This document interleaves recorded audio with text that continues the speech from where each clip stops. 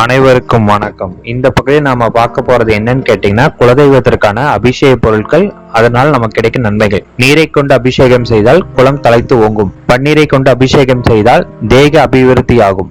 சங்கு தீர்த்தம் கொண்டு அபிஷேகம் செய்தால் தனப்பிராப்தியம். தைலம் கொண்டு அபிஷேகம் செய்தால் சுப மேன்மை நல்கும்.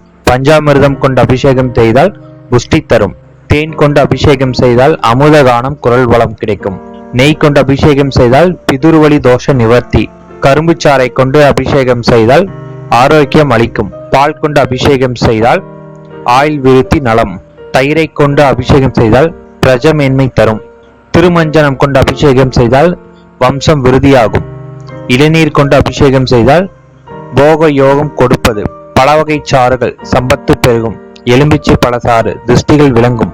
மஞ்சள் பொடி மங்களம் பெருகிவிடும். மாவு பொடிகள் கடன் உபாதை விலகும். நெல்லி முள்ளி பொடி ரோகங்கள் தடுக்கும். சந்தனம் லட்சுமி கடாட்சம் கிடைக்கும். கலச அபிஷேகம் யமபயம் நீங்கும். அன்னாபிஷேகம் சாம்ராஜ்ய யோகம். சொர்ண அபிஷேகம் நிரந்தர செல்வங்கள். 18 விதமான செல்வங்கள் நாம் குலதெய்வத்தினை பூஜை செய்து வருவதால் கிடைப்பது. புகழ், கல்வி, ஆற்றல், வெற்றி, நன்மை, பொன், நெல், ஆயுள், அறிவு, நல்லுள், இளமை, துணிவு, நோயின்மை, நுகர்ச்சி பொருள், பெருமை.